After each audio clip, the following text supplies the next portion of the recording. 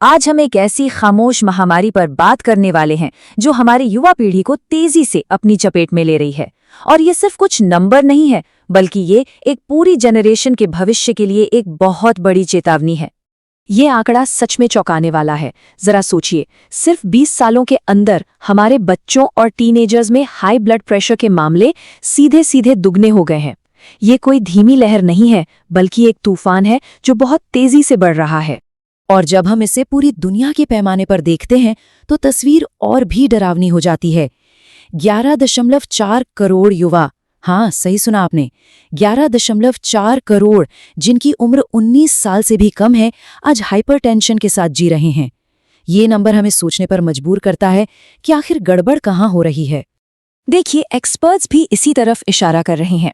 Professor Steve Turner साफ कहते हैं कि ये जो तेजी से बढ़ोतरी हो रही है वो बहुत चिंता की बात है, और इसकी सबसे बड़ी वजह बचपन में बढ़ता मोटापा, एक ऐसी प्रॉब्लम जिसे अगर हम चाहें तो पूरी तरह से रोक सकते हैं। और हमें ये याद रखना होगा कि ये मामला सिर्फ बचपन तक ही नहीं रुकता। जो हाइपरटेंशन कम उम्र में शुरू होता है ना, वो एक लंबी परछाई की तरह बन जाता है जो आगे चलकर अडल्ट लाइफ में दिल की बीमारियों और स्ट्रोक के खतरे को कई गुना बढ़ा देता है। तो चलिए इस चेतावनी के पीछे की वजहों को और गहराई से समझते हैं और जानते हैं कि आखिर ऐसा क्यों हो रहा है। ये समस्या कितनी तेजी से बढ़ी है, ये आंकड़े सब कुछ साफ कर देते हैं। देखिए, साल 2000 में जहां 3.2% युवा इससे परेशान थे, वही 2020 आते आते ये नंबर उछलकर 6.2% पर पहुंच गया। मतलब सिर्फ 20 सालों में लगभग डबल। इस बढ़ोतरी का एक सबसे बड़ा कारण है मोटापा। जो युवा मोटापे के शिकार हैं, उनमें से लगभग 19% को हाइपरटेंशन की समस्या है, जबकि जिनका वजन सही है उनमें यह सिर्फ 3% है। मतलब अंतर बिल्कुल साफ है। अब उन आदतों पर नजर डालते हैं जो इस प्रॉब्लम को और भी बढ़ा रही हैं, यानी हमारा खानपान और हमारी फिजिकल एक्टिविटी, या कह लीजिए उसकी कमी। रिसर्च यही बताती है कि इसके पीछे कोई एक विलन नहीं है, बल्कि ये हमारी आजकल की लाइफस्टाइल की कई आदतों का एक कह सकते हैं जहरीला कॉकटेल है। ये डेटा हमें कुछ ठोस उदाहरण देता है।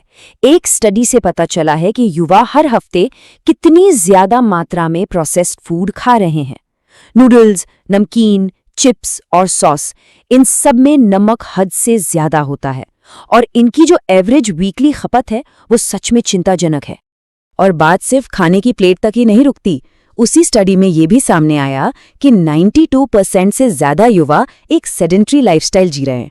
मतलब कोई खास फिजिकल मेहनत नहीं, तो गलत खाना और कोई कसरत नहीं, ये एक बेहद खतरनाक कॉम्बिनेशन है। तो खाने पीने और एक्सरसाइज से हटकर एक नया और मॉडर्न खतरा भी है जो इस पूरी पिक्चर को और भी ज्यादा कॉम्प्लिकेटेड बना रहा है। अब बात सिर्फ पारंपरिक कारणों की नहीं रही है। एक हालिया स्टडी ने वेपिंग और हाई ब्लड प्रेशर के बीच एक सीधा और चौंकाने वाला कनेक्शन दिखाया है। वही वेपिंग जिसे अक्सर लोग एक सेफ ऑप्शन मानकर चलते हैं।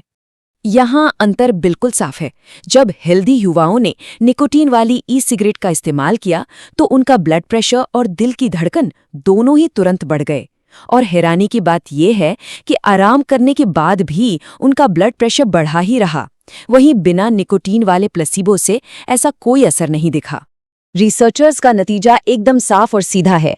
वेपिंग युवाओं में हाई ब्लड प्रेशर का खतरा बढ़ा सकती है, फिर चाहे वो थोड़े समय के लिए हो या लंबे समय के लिए। ये उन सभी के लिए एक बहुत बड़ी चेतावनी है जो इसे सिर्फ एक हानिरहित फैशन समझते हैं। तो हमने प्रॉब्लम को समझ लिया है। अब सबसे जरूरी सवाल, क्या हम इस ट्रेंड को पलट सकते हैं? चलिए अब समाधानों पर नजर डालते हैं। और अच्छी खबर यह है कि अभी भी उम्मीद बाकी है। ये कोई ऐसी स्थिति नहीं है जिसे ठीक नहीं किया जा सकता। सही कदम उठाकर हम इन खतरनाक ट्रेंड्स को न सिर्फ रोक सकते हैं, बल्कि कई मामलों में इन्हें पूरी तरह से ठीक भी कर सकते हैं। तो हम कर क्या सकते हैं? यहाँ 4 आसान और असरदार कदम हैं। हेल्दी खाने की आदतें, रेगुलर एक्सरसाइज, स्क्रीन के सामने कम समय बिताना और ब्लड प्रेशर की नियमित जांच। ये छोटे छोटे बदलाव एक बहुत बड़ा फर्क ला सकते हैं। जब बात खाने की आती है तो कुछ चीजों का ध्यान रखना बहुत जरूरी है। नमक और चीनी कम करें, डिब्बाबंद और प्रोसेस्ड खाने से बचें, और जैसा कि हमने देखा, चिप्स, इंस्टेंट नूडल्स और सॉस जैसे स्नैक्स को अलविदा कहना ही बेहतर है। और अंत में ये सवाल हमारे सामने खड़ा है, क्या हमारी आधुनिक आदतें अनजाने में एक पूरी पीढ़ी के लिए जिंदगी भर का एक बहुत बड़ा हेल्थ रिस्क पैदा कर रही हैं? इसका जवाब हम सबको मिलकर खोजना होगा।